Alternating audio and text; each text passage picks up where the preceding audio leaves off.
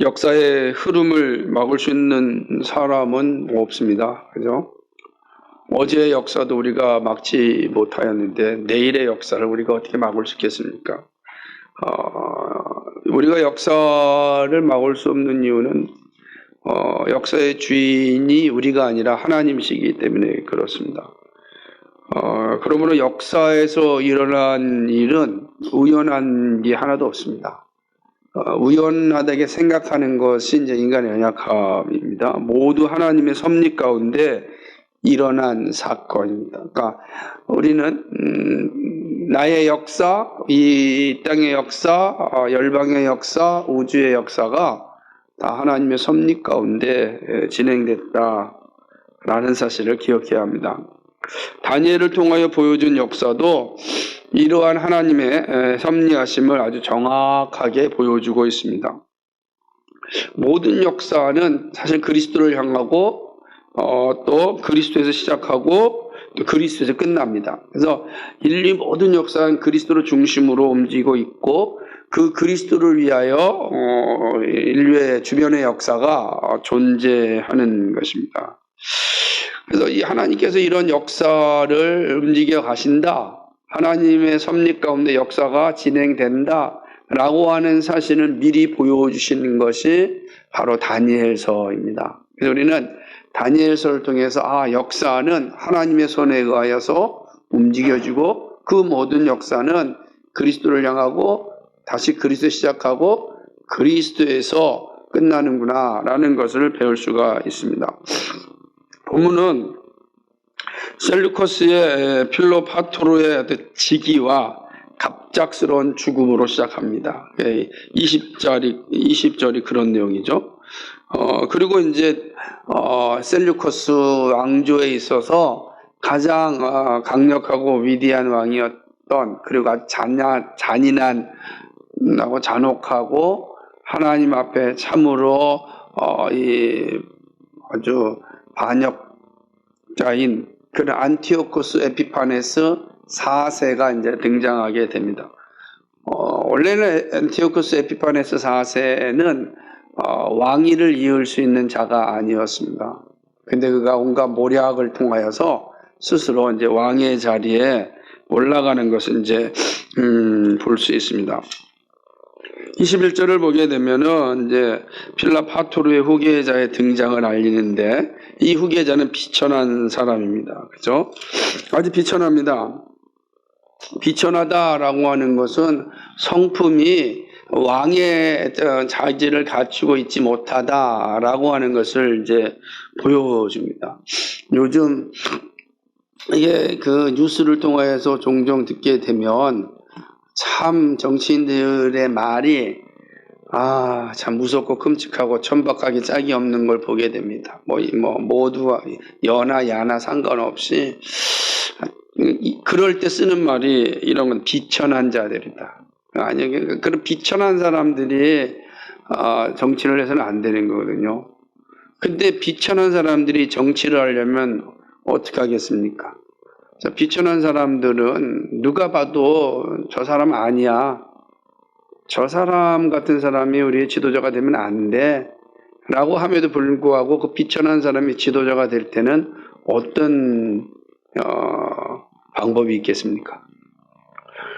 오늘 안티오코스 에피파네스가 그 사실을 잘 보여주는데 뭐냐면 21절에 보니까 그가 평안한 때를 타서 속임수로 그 나라를 얻을 것이며 그랬습니다. 아주 이 모략을 통하여 왕위를 쟁취하였습니다. 그러니까 사람을 속여가지고 왕위를 쟁취하였으니 늘 불안하잖아요. 그렇지 않겠어요? 자기 자리가? 그러니 불안한 자리를 잘 유지하려면 어떻게 해야 되겠습니까? 매우 강하고 폭력적인 방법을 사용해야 된다. 그래야 백성들이 꼼짝 못하고 그냥 쥐죽은 듯이 따르는 겁니다. 그게 안티오코스 에피파네스가 벌인 정책의 모습이었습니다. 그래서 자기 나라뿐만 아니라 자기가 점령하는 나라에서도 이런 일을 반복하여 향하였던 그런 아주 잔인하고 잔혹한 그런 왕이었습니다. 그는 온갖 속임수를 통하여 셀루쿠스 왕조의 이제 왕이 되었던 것입니다. 이런 안티오코스 에피파네스는 이제 내치를 통하여서 이제 이 속임수로 왕위가 됐지만 자기가 진짜 왕의 권위를 가지고 있음을 보여주기 위하여 밖으로 돌기 시작합니다. 그게 뭐냐면 주변 나라들을 하나씩 점령합니다. 진짜 우리 왕 대단한 왕이다. 그죠? 그러지 않겠어요? 하나씩 점령하는데 당시에 가장 큰 세력이었던 이제 이집트와의 전쟁을 벌이게 되는, 이 헬라 제국 이후에 셀루쿠스랑 그 다음에 프톨레미 왕조, 이 이집트와 셀루쿠스 시리아 왕조가 가장 이제 강력한 세력이었기 때문에 이 세력에서 누가 하나가 이기게 되면 이제는 그 고대 근동의 이제 권력을 독점하게 되는 겁니다. 안티오코스 에피파네스라고 하는 말은요, 신의 현현이라 이런 뜻이에요. 지가 붙인 겁니다. 그러니까 원래 안티오코스 4세인데 거기에 자기의 이름을 안티오코스 에피파네스라는 이름을 붙였죠. 나중에 로마의 황제 가운데도 옥타비아누스라는 이 황제도 그런 거예요. 그러니까 자기의 이름을 붙이는 건데 지존자, 뭐 거룩한 자, 막 이런 뜻인데요. 마찬가지로 이제 안티오코스 에피파네스 4세도 그런 이제 이름을 자기에 붙이고 이제 물을 건넌 다시 이집트와의 이제 전쟁을 치르게 됩니다. 이집트는 뭐 우리가 잘 아는 프톨레미 왕조인데 이 안티오코스 에피파네스가 22절을 보게 되면은 이제 애굽을 향하여 진격을 합니다. 그리고 그와 전쟁을 치렀는데 이 안티오코스 에피파네스가 대승을 거습니다. 그러니까 이 프톨레미 왕조가 완전히 이제 지게 되는 것이죠. 그리고 이제 가까운 지역에 있는 동맹국들을 다 쳐들어갑니다. 하나씩 자기의 이 영토를 넓히는 그런 일들을 하게 되는 것입니다. 근데 23절에 보면은 아주 재밌는 내용이 기록되어 있는데 그와 약조한 후에는 그는 거짓을 행하여 올라올 것이요 소수의 백성을 가지고 세력을 얻을 것이며 라고 이야기하는 것입니다. 다시 말하면 이 안티오코스 에피파네스가 애굽 왕조와 거짓 동맹을 맺었음을 의미합니다. 에피파네스는 이 자기가 가지고 있는 세력이 적었지만은 그러나 그 세력을 잘 훈련하고 준비하여서 다른 나라들을 점령함으로 큰 세력이 된 그런 왕이었습니다. 그러니까 항상 그런 거예요. 작은 것으로 큰 것을 먹었으니 큰 것을 자기의 것으로 오랫동안 유지하려면 강력하고 아주 악랄한 방법으로 사실은 이제 통치를 하는 것입니다. 그렇게 되었죠. 24절에 보게 되면 안티오코스 에피파네스는 그 지방의 가장 기름진 곳, 그 비옥한 지역에 들어가서 그의 조상들이 하지 못하였던 일을 합니다. 어떤 일인가? 그것은 바로 일단은 이집트는 나일강 주변이라 가장 비옥한 토지거든요. 거기에 들어가 가지고서 이제 아주 못된 일을 하는 거죠. 이집트의 이제 산성들 다 치게 됩니다. 그리고 이집트에서 노량물을 가지고서 나눠주는 일들을 하게 되는 것입니다. 그게 이제 다시 말하면 조상들과 조상들이 행하지 못했다는 것이니까 이 에피파네스가 아주 기가 막힌 전쟁 전략을 싸가지고 이집트를 아주 완벽하게 이제 박살을 낸 거죠.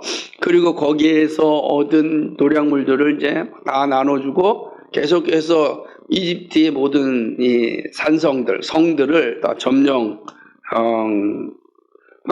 그러니까 그만큼 에피파네스의 정복력이 대단하였다라고 하는 거예요. 계속해서 이제 이렇게 자기 나라는 셀루쿠스는 멀리 놔두고 예루살렘을 지나가지고서 이제 팔레스타인을 지나서 이집트로 오는 거예요. 사실은 이렇게 보면 오늘날 이스라엘과 팔레스타인의 이 끔찍한 전쟁도 긴 역사를 따지게 되면 그 땅을 지나간 수많은 이방 민족의 역사가 다 맞물려 있어요. 그러니까 여기서 이제 저 시리아에, 지금은 셀루쿠스 왕조 시리아 쪽이니까 레바논 시리아 쪽에서 흘러와서 이제 이 예루살렘을 지나서 이집트로 가는 겁니다. 팔레스타인을 지나 그런 지역이죠. 25절과 26절을 한번 보게 되면은 그가 그의 힘을 떨치며 용기를 다하여 큰 군대를 거리고 남방왕을 칠 것이라 그랬습니다. 다시금 이제 세력을 모아가지고 애굽 땅을 점령을 이제 하고자 계속해서 오는 거죠. 전쟁을 준비합니다. 그러자 이때는 이제 애굽의 왕이 아주 철저하게 준비를 해서 한 번 더 싸워보려고 준비를 하였는데 안타깝게도 안티오코스 에피파네스에게 크게 패하고 마는 것입니다. 왜냐하면 안티오코스 에피파네스가 워낙 전쟁에 능한 사람이었어요. 그런데 전쟁에 능하다고 해서 꼭 이기는 건 아닌데 이 애굽 안에서 내부 분열이 일어났어요. 애굽 안에서 있는 내부에서 분열이 일어나고 그 분열을 일으킨 사람들을 에피파네스가 잘 포섭해가지고서 정보들을 다 이렇게 받게 됩니다. 그러니 전쟁이 수월하게 이루어지는 거죠. 이집트는 전쟁을 잘 준비한 것 같지만 이미 모든 이 정보들이 다 이게 에피파네스에게 넘어간 거죠. 그러니 전쟁을 했을 때 누가 이기겠습니까? 당연히 안티오코스 에피파네스가 이길 수밖에 없는 것입니다. 그러니 어떻게 되겠습니까? 26절 마지막을 보게 되면 많은 사람이 엎드려져 죽을 것이다. 그러니까 이집트의 군대는 흩어지고 정말로 수많은 사람들이 학살을 당하는 이 에피파네스에 의해서 죽임을 당하게 됩니다. 기록에 의하면 정말로 안티오코스 에피파네스의 군대가 지나갈 때 애굽 사람들의 시신을 밟고 지나갔다.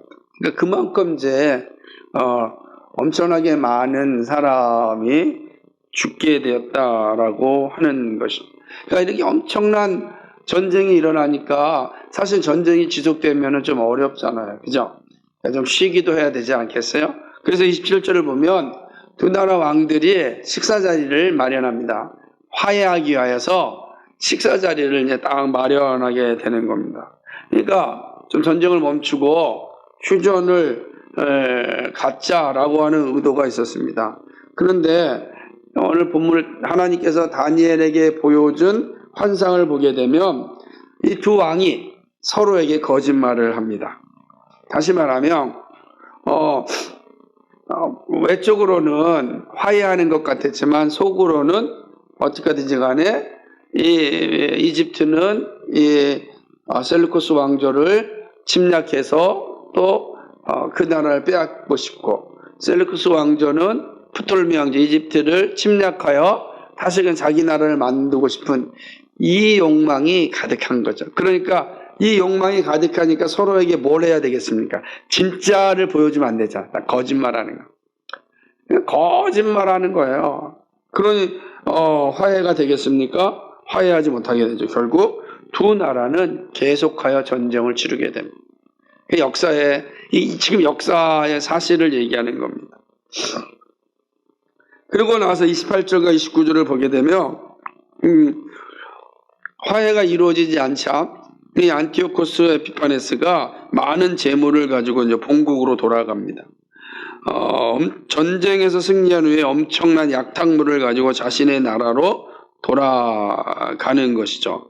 그런데 다니엘에게 보여준 기록을 보면 안티오코스 에피파네스는 거룩한 언약을 거스르며 자기 마음대로 행하는 아주 사악한 모습을 이제 보여줍니다. 그러니까 다른 사람의 생각과 다른 사람의 상황은 아무 의미가 없어요. 자기가 원하는 대로 행하는 것을 이제 보게 되는 것입니다. 29절에 보면 이렇습니다. 작정된 기한에 그가 다시 나와서 남방에 이를 것이다. 이게 이제 BC 168년경인데요.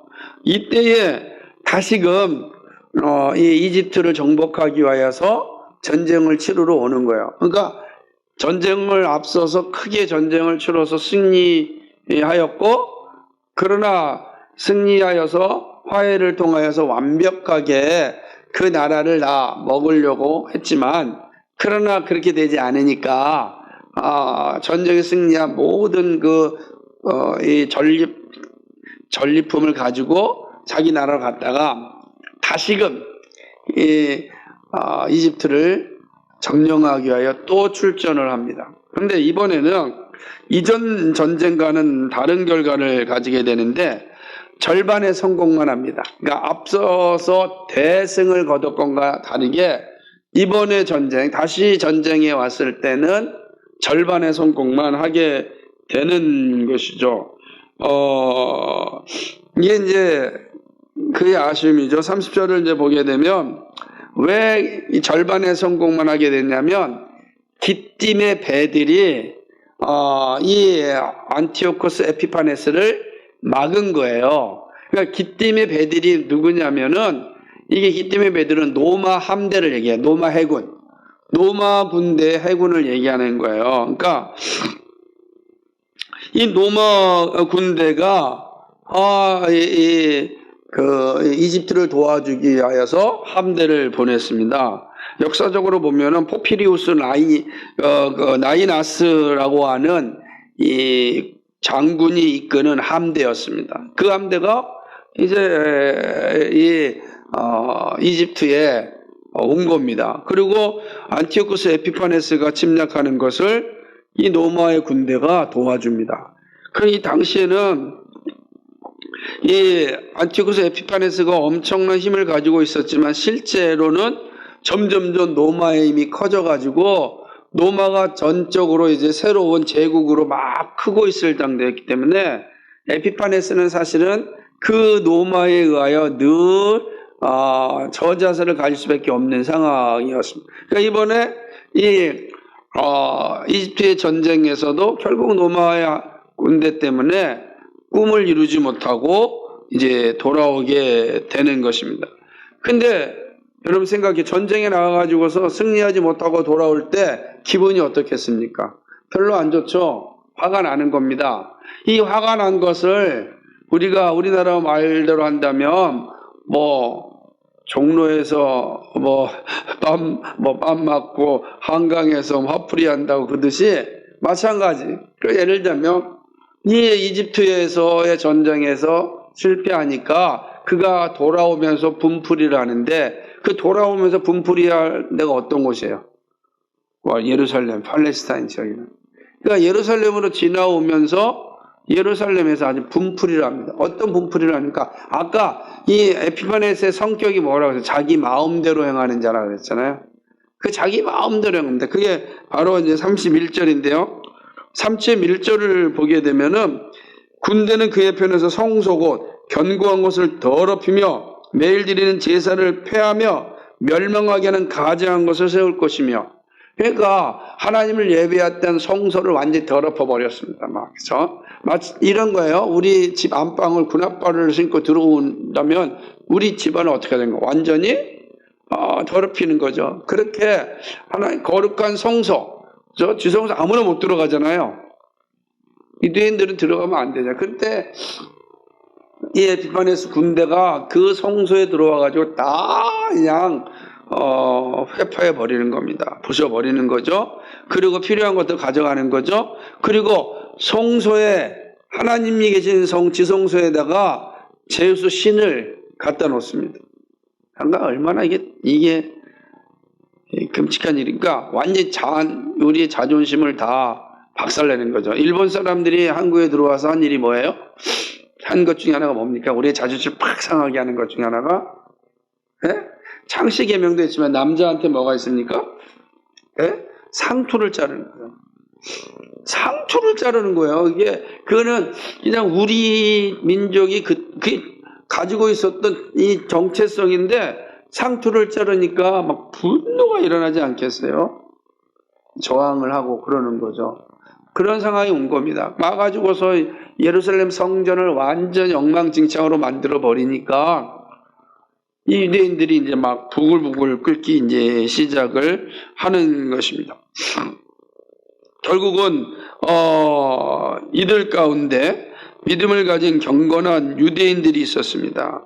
이들은 이 안티오코스 에피파네스에게 저항하였습니다. 그게 이제 32절을 보게 되면 그렇게 기록된 거예요. 그가 또 언약을 배반하고 악행하는 자를 속임수로 타락시킬 것이나, 이 뭐냐면 유대인들 가운데 배반한 자들, 배교한 자들이 있을 것이다. 배교한 자들을, 언약을 배반하고 악행하는 자, 이 사람들은 이제 배교자를 어떻게 한다고요? 타락시킬 것입니다. 그런데 오직 자기의 하나님을 아는 백성은 강하여 용맹을 떨치리라. 하나님을 아는 그 가운데서도 진실하게 하나님을 믿는 자들은 뭐 한다고요? 저항한다는, 적극적으로 저항을 의미하는 것이죠. 이런 상황 가운데 33절을 보게 되면 백성 중에 지혜로운 자들, 그러니까 경건한 자들이죠. 이들이 많은 사람을 가르쳐 줍니다. 하나님의 뜻이 무엇인지를 가르치는 거죠. 그런데 어떻게 이 하나님의 뜻을 가르치니까, 어떻게 하나님의 뜻을 가르친다는 것은, 지금 안티오코스 에피파네스가 성서를 유리한 것은 하나님의 뜻을 어기는 것이 하나님의 징계를 받을 것이고 반드시 하나님이 징계하실 것이다, 이게 가르칠 거 아니겠어요? 그러면 안티오코스 에피파네스 입장에서는 그 소리를 듣고 싶겠어요? 그런 놈들을 가만 놔두겠어요? 그러니까 3절 하반절에 보면 뭐랍니까? 그들이 칼날과 불꽃과 사로잡힘과 약탈을 당하여, 완전히 약탈을 당하고 순교를 당하는 거죠. 언제까지? 여러 날 동안, 긴 시간 동안 하나님의 말씀을 가르치고 하나님의 뜻대로 경건하게 살고자 하는 자들이 이런 핍박을 당하고 순교를 당하는 상황이 이제 아주 여러 날 동안 혹독한 고난을 겪어야 했습니다. 34절은 그런 혹독한 고난을 겪는 시간이 너무 길어서 경건한 사람들이 견디지 못할 것처럼 보였습니다. 그죠? 그들이 몰락할 때 도움을 조금 얻을 것이나, 이게 돼 있잖아요. 그들이 몰락할 때, 이거 이제 경건한 사람들이 너무나도 힘들고 어려우니까 이제 포기하자 라고 할 때 뭘 얻는다고요? 도움을 조금 얻을 것이다. 무슨 말이냐면, 이때에 마카비 가문에 의하여서 반란이 일어납니다. 그러니까 이 마카비 가문도 이 안티오코스 에피파네스의 행위가 너무나 잔인하니까 이 마카비가 가문에서 이렇게 이제 세력을 모아가지고 드디어 저들을 저항하는 그런 이제 저항군을 만들게 됩니다. 이 마카비 이 가문에 이제 세력을 만들자 많은 유대인들이 다 마카비 가문에 붙게 됩니다. 왜? 이 끔찍한 일에 대하여서 이대로 있을 수 없다는 생각이 강하게 유대인들에게 있었기 때문에 그렇습니다. 그러나 마카비는 조금만 도운 거예요. 그죠? 많은 사람들이 속임수로 그들을 결합할 것이면, 근데 조금만 도와요. 왜 그러냐면 이들이 적극적으로 경건한 사람들을 돕지 않았습니다. 그러니까 나중에 이제 살펴보면 알겠지만 마카비 가문이 자신들이 스스로 이제 제사장이 되려고 하잖아요. 원래는 사독 계열의 제사장을 해야 되는데 자기들이 나오는 제사장을 세우고 그러거든요. 오늘 이때 나오는 게 바리새인들이 그때 나오는 거야, 이 시대. 그러니까 다니엘에게 보여준 정확한 모습으로 사실은 역사가 진행되는 것을 이제 볼 수가 있는 것입니다. 35절은 비록 고난이 심하였지만 영적으로 정결게 되는 은혜가 있음을 이야기합니다. 무리 중에 연단을 받아 정결하게 되고 마지막 때까지 고난을 끝까지 감당할 수 있게 됨을 이야기합니다. 물론 어렵죠. 힘들지만 그러나 고난 가운데 정결케 되고 희게 되는, 영적으로 건강한 모습을 가지게 됐다는 것을, 그러니까 모두가 고난 가운데 있지만 경건한 사람들은 고난을 통하여 더욱더 정결하게 되는 그러한 일이 일어난 것이라는 것을 다니엘이 보여주었습니다. 그러니까 여기까지는 안티오코스 에피파네스의 역사적인 사실을 기록하고 있습니다. 그러니까 지금 다니엘은 6세기에 살던 사람인데 2세기의 일을 지금 보고 있는 겁니다. 이것은 하나님이 역사의 주인심을 명백하게 보여주는 장면이죠. 그런데 36절부터 45절까지는 조금 다른 안티오코스 에피파네스 이야기가 시작합니다. 이것은 다니엘서 8장에서 예언하였던 작은 뿔의 모습이죠. 우리 8장에서 작은 뿔이 바로 안티오코스 에피파네스라 그랬잖아요. 근데 이 작은 뿔의 이야기로 이제 돌아옵니다. 35절까지는 일반적인 역사 이야기를 기록해 놨어요. 근데 36절부터는 여전히 안티오코스 에피파네스의 이야기지만 여기에는 종말에 대한 이야기가 함께 이중적으로 포함되어 있는 것을 보게 됩니다. 이거 되게 중요한 겁니다. 그래서 이제 36절에서부터 12장에 이르기까지는 이제 이런 중의적인 의미가 담겨져 있는 것을 이제 보게 되는 것이죠.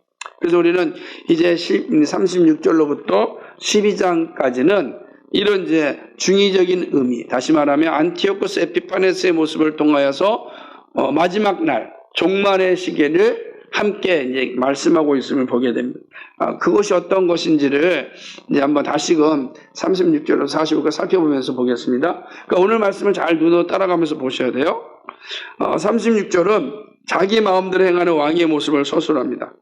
그는 스스로 높여 모든 신보다 크다고 말하고 신들의 신을 대적합니다. 다시 말하면 하나님을 대적하는 자들이죠.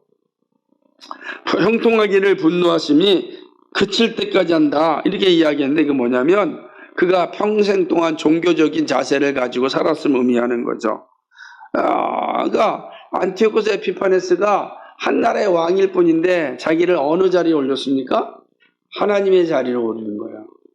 자, 이전에는 어디냐면 예루살렘에다가 제우스 신을 이제 세웠는데 이제 자신이 신들의 신이 된 거예요. 가장 높은 신의 자리로 올라가게 됐다라고 하는 것입니다. 아주 신적 교만의 모습이죠. 자신이 하나님보다 크다고 말하고 있습니다. 근데 이 모습은 아주 적그리스도의 모습을 표현하는 겁니다. 바울이요 데살로니가 후서 2장 4절에서 이 사실을 잘 언급해요. 데살로니가 후서 2장 4절에 이런 말씀이 있습니다. 그는 대적하는 자라 신이라고 불리는 모든 것과 숭배함을 받는 것에 대항하여 그 위에 자기를 높이고 하나님의 성전에 앉아 자기를 하나님이라고 내세우느니라. 이거는 적그리스도의 모습을 표현한 거예요. 근데 적그리스도의 모습은 이라고 표현한 이 말을 지금 안티오코스 에피파네스의 모습에 비춰보세요. 똑같거든요. 무슨 말이냐면 시대마다 나오는 적그리스도는 어떤 모습을 가지고 있느냐? 안티오코스 에피파네스의 모습을 가지고 있다는 거예요. 그러니까 오늘날 적그리스도들, 하나님을 대적하는 적그리스도들의 모습은 한결같이 안티오코스 에피파네스의 모습을 가지고 있다. 그래서 우리 안티오코스 에피파네스를 잘 이해하면 적그리스도인지 아닌지를 알 수가 있는 거예요. 근데 그게 뭐예요? 대표적인 게 뭡니까? 그가 여기 있는 것처럼 하나님의 성전에 앉아 자기를 하나님이라고 내세우는 거예요. 내가 하나님이다 라고 이야기하는 것이죠. 안티오코스 에피파네스의 모습은 로마 시대에 가면 대표적으로 도미티아누스 황제가 자기를 신이라 하나님이라 이렇게 표현을 했습니다. 그래서 도미티아누스 황제를 섬기는 신전들이 로마 곳곳에 있었어요. 소아시아 곳곳에 있어요. 에베소에 가면은 에베소 입구로 딱 들어가는 순간 첫 번째로 볼 수 있는 게 도미티안 황제의 신전이에요. 그러니까 도시가 세워지면 신전을 세우는데 그때 황제가 자기가 신이다라고 하는 거죠. 근데 우리나라도 마찬가지죠. 통일교 문선명이 자기가 하나님이라 그러잖아요. 신천지 이만희가 자기가 하나님이라 그러잖아요. 그러니까 적그리스도들은 한결같이 안티오코스 에피파네스의 모습을 따르고 있다는 거예요. 왜 이걸 보여주는지 이해하셔야 돼요. 그러니까 하나님께서 다니엘을 통하여서 안티오코스 에피파네스의 모습을 통하여 다가올 적그리스도들의 모습이 어떠한지를 지금 보여주고 있는 것입니다. 그 예표를 다니엘을 통해서 보여주고 있다는 겁니다. 이제 37절은 우리 적그리스도의 모습이 어떠한지를 보여줍니다. 37절을 보게 되면 뭐죠? 그가 모든 것보다 스스로 크다 하고, 그죠? 자기가 가장 큰 존재, 얼마나 교만과 자만에 가득 차 있습니까? 그리고 뭐라고 합니까? 그의 조상들의 신들, 그리고 여자들이 흠모하는 것을 돌아보지 않아. 난 우리 조상들의 섬기는 신은 돌아보지 않아. 왜요? 자기보다 아래니까. 여자들이 섬기는 신들이 누구냐면은 이집트의 이제 신들이고, 당시에 가장 강조했던 그 내용들을 배웠는데, 디오니소스 이런 신들을 얘기하는 것입니다. 그러니까 이런 신들보다 자기는 더 크다라고 하는 거예요. 뭐 아도니스, 디오니소스 이러한 신들을 여자들이 따르는 신. 왜냐하면 우리가 잘 아는 디오니소스가 그러잖아요, 그죠? 음주 가무의 신이고, 그리고 그리스 로마를 보게 되면 가장 그를 따르고 좋아하는. 그래서 그 디오니소스 축제에 많은 여인들이 다 함께 참여하고, 거기에서 끔찍한 살인도 일어나고, 그런 것들이 이제 디오니소스, 그러니까 이들을 이렇게 따랐다 이제 보는 거예요. 그러나 나는 그 위에 내가 있다는 거지. 그 위에 내가 있다라고 이야기하는 것이죠. 그런데 그러니까 어떤 신도 자기는 따르지 않는다라고 해요. 그런데 자기가 따르는 신이 하나 있어요. 그게 뭐냐면 38절과 39절에 나와요. 어떤 거 한번 보세요. 되게 재밌잖아요. 나는 어떤 신보다 위에 있다라고 하는 이 안티오쿠스 에피파네스가 뭘 섬기고 있는지 38절에 보면 뭐라고 합니까? 그 대신에 강한 신을 공경할 것이요. 강한 신. 그게 에피파네스예요. 또 그의 조상들이 알지 못하던 신에게 금은 보석과 노물을 드려 공경할 것이며, 그는 이방신을 힘입어 크게 견고한 성원 산성들을 점령할 것이요. 무릇 그를 안다는 자에게는 영광을 더하여 여러 백성들을 다스리게 하고 그에게서 뇌물을 받고 땅을 나눠주기도 하리라. 이렇게 이야기하고 있는 것을 이제 보게 됩니다. 이 말 것처럼 그는 강한 신을 공경한다. 이 강한 신, 이걸 다른 말로 얘기하면은 권력의 신이라는 거예요. 이 권력의 신을 자기는 따르는. 그러니까 이 그 권력의 신을 통하여 뭘 얻어요? 영토를 얻고 금은 보화를 얻는 거예요. 힘을 얻는 거예요. 그러니까 이 권력의 신이 많이 이 안티오쿠스 에피파네스가 따르는 거야.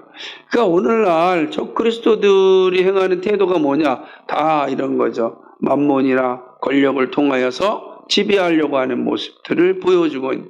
그러니까 이런 것들이 지금 나타나 있다라고 하는 겁니다. 그러고 난 뒤에 40절에서는 마지막 때를 언급합니다. 40절을 보게 되면 마지막 때에 그래요. 남방왕이 즉 이집트 왕과 북방왕 안티오코스 에피파네스가 또다시 전쟁을 치르게 됩니다. 그리고 또다시 북방왕 안티오코스 에피파네스가 승리하게 됩니다.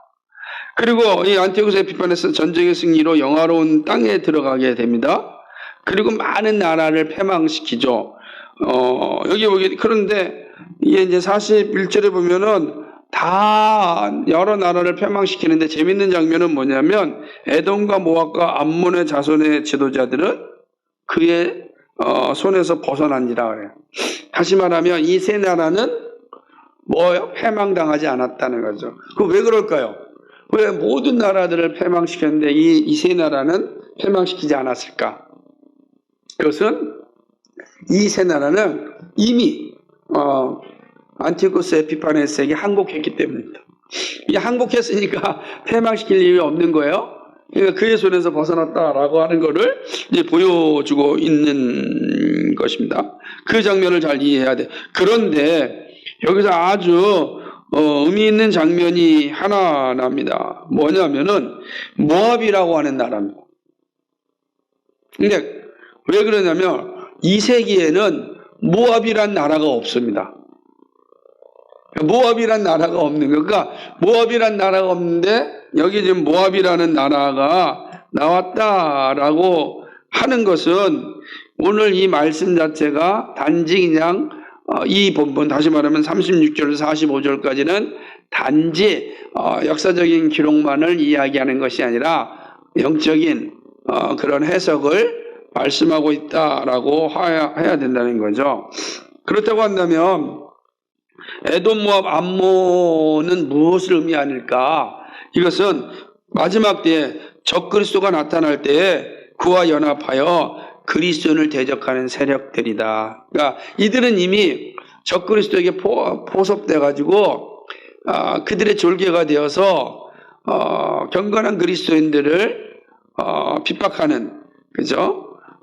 대적하는 그런 세력을 의미하는 것을 말씀하고 있습니다. 이제 42절과 44절에서는 안티오코스 에피파네스 손에서 피할 자가 없음을 이야기합니다. 무슨 말이냐면 그가 강력한 힘을 가지고 있어서 그에게 피할 자가 없다는 거예요. 여러 나라를 정복하였고 또 이집트도 마찬가지입니다. 이집트의 모든 보화들이 그의 것입니다. 리비아와 구스 사람이 그의 종이 됩니다. 리비아는 위쪽이고 구스는 저 아프리카인데 이 전역이 다 에피파네스의 것이라고 이야기하는 것입니다. 그리고 여기 44절에 있는 것처럼 하반절에 보면은 그를 번민하게 함으로 그가 분노하여 나가서 많은 무리를 다 죽이며 멸망시키고자 할 것이요, 이렇게 표현되어 있어요. 도대체 에피파네스를 번민하게 하는 게 뭘까요? 반란을 일으키는 거죠. 누구처럼? 마카비처럼, 그죠? 반란을 일으키는 행위를 하게 되는 것입니다. 그래서 이런 소리만 있으면 직접 나가서 징벌을 행한다, 죽이고 그렇게 하였다라고 하는 것이죠. 이 44절과 42절 44절에는 영적으로 잘 해석하게 되면 적그리스도의 세력이 얼마나 강력한지, 적그리스도의 영향력이 미치지 않은 것이 없음을 보여주는 것입니다. 45절은 절정과 심판을 함께 보여주는데 안티오코스 에피파네스의 권력의 절정은 그의 궁전이 바다와 산 사이에 세워집니다.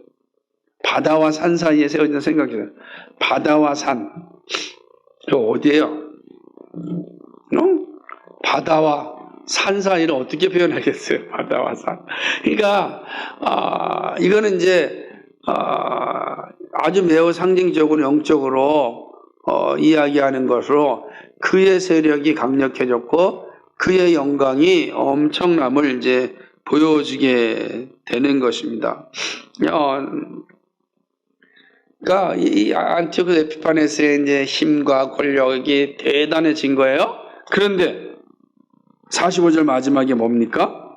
그의 종말이 이르니 도와줄 자가 없느니라. 이 에피파네스도 마침내 죽음에 이른다는 그 어마어마한 세력을 가진 안티오코스 에피파네스도 결국은 죽음에 이른다라고 하는 것을 이제 보여주고 있습니다. 실제로 그는 이제 나중에 이제 마카비 뒤에도 살펴보겠지만 마카비 반란으로 인하여서 사실은 이제 시름시름 앓다가 죽음에 이르게 되는 걸 보게 됩니다. 다니엘서 11장은 역사의 현장에 나타났던 일련의 사실을 기록합니다. 그렇다면 하나님께서 단지 다니엘에게 역사를 세계사 공부하기 위해서 이 예언을 주셨을까요? 그런 건 아니잖아요. 그러니까 세계사 공부하라고 하나님께서 앞으로 4세기 후에 일어날 일들을 미리 알려준 것은 아닌 것입니다. 그렇다면 역사적 사실을 미리 보여준 것은 분명한 것은 역사의 주인이 하나님이심을 분명히 보여주시기 위함입니다. 그러나 동시에 역사를 통하여 말씀하시고자 하는 영적인 의미가 담겨져 있습니다. 그러므로 이 말씀은 역사적인 것과 영적인 이중적인 의미를 가지고 있다라고 하는 거죠. 그렇다면 안티오코스 에피파네스의 역사를 향해 말씀하신 것은 마지막 때에 나타날 적그리스도를 알려주심인 거죠.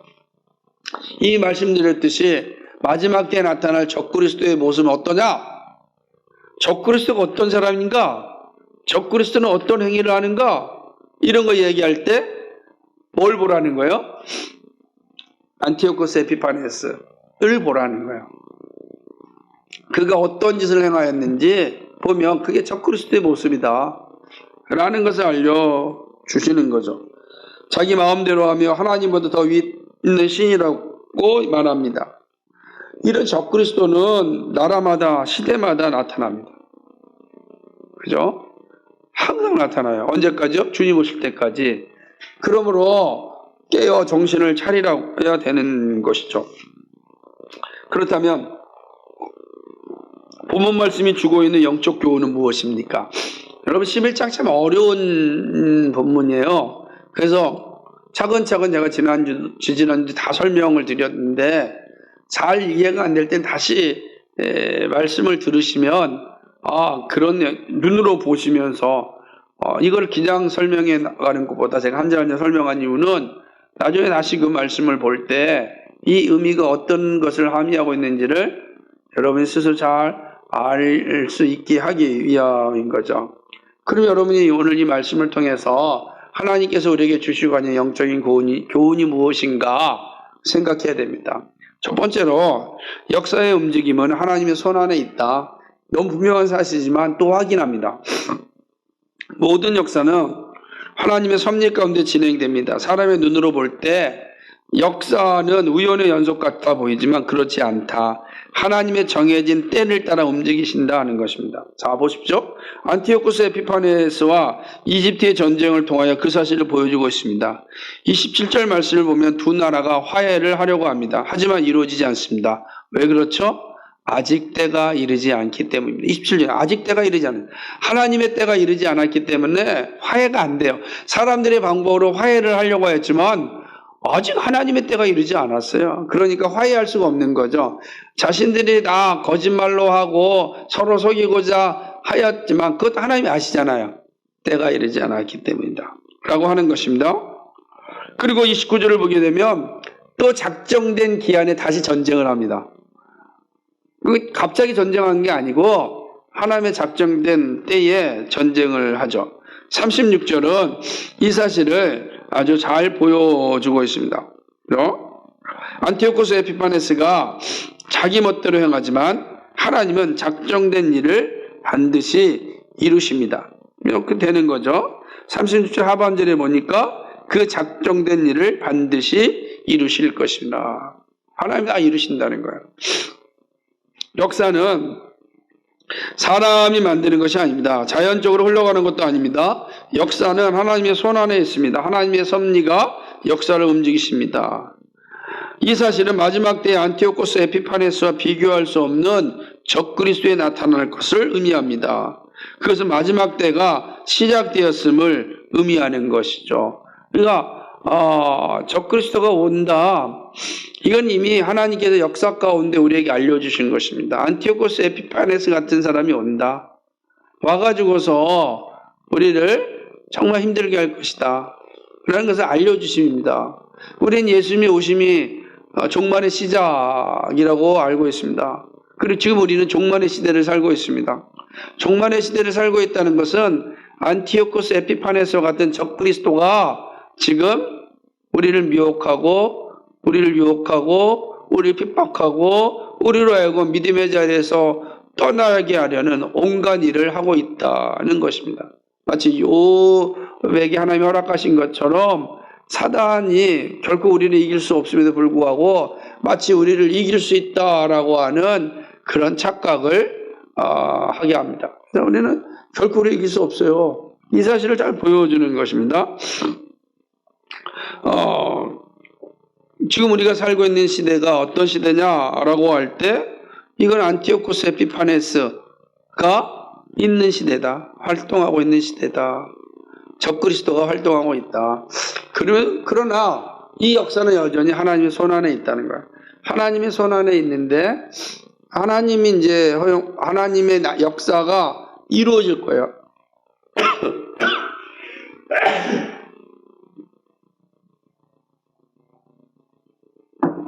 그 사실을 분명하게 보여줬다. 그래서 우리는 모든 역사는 하나님의 손에서 움직이신다. 이 사실을 배워야 됩니다. 둘째는요. 적그리스도의 최후는 작정되어 있다 하는 것입니다.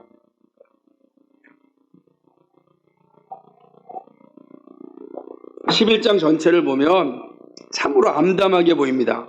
왜냐하면 힘들고 어려운 일들이 믿음 생활하는 우리 앞에 있다라는 것을 말씀하고 있기 때문에 그렇습니다. 고난을 당하기도 합니다. 순교를 당하는 자리에 이룰 수 있습니다. 뭐 우리는 아직 순교를 당하는 경험을 하지 못했지만 그러나 지금 이 열방 곳곳에는 믿음 때문에 순교를 당하는 사람들도 있지 않습니까? 지금도 있습니다. 바울은요 1차 전도 여행을 마친 후에 쓴 데살로니가 교회에 보내는 서신에서 고난이 있어서 천국 백성의 삶을 누릴 수 있다 이렇게 이야기합니다. 그러니까 본인이 1차 전도 여행을 하고 왔을 때 얼마나 힘들고 어렵고 지쳤는지를 배우지 않았겠습니까? 이제 몸으로 느낀 거예요. 데살로니가 후서 1장 5절에 보면 이렇게 되어 있습니다. 이는 하나님의 공의로운 심판의 표요 너희로 하여금 하나님 나라에 합당한 자로 여김을 받게 하려 함이니 그 나라를 위하여 너희가 또한 고난을 받느니라. 아멘. 데살로니가 후서 1장 5절의 말씀이에요. 그 나라를 위하여 너희가 또한 고난을 받느니라. 이게 바울이 1차 전도여행을 하고 온 다음에 깨닫게 된 거예요. 야, 고난이 없이는 이게 하나님 나라를 완성할 수가 없구나. 알게 된 거예요. 그래서 마지막 서신이었던 디모데후서에서는 그죠? 우리 복음과 함께 고난을 받자라고 아예 이제 권유하는 거예요. 이게 완전 삶을 살다 보니까 알게 된 거예요.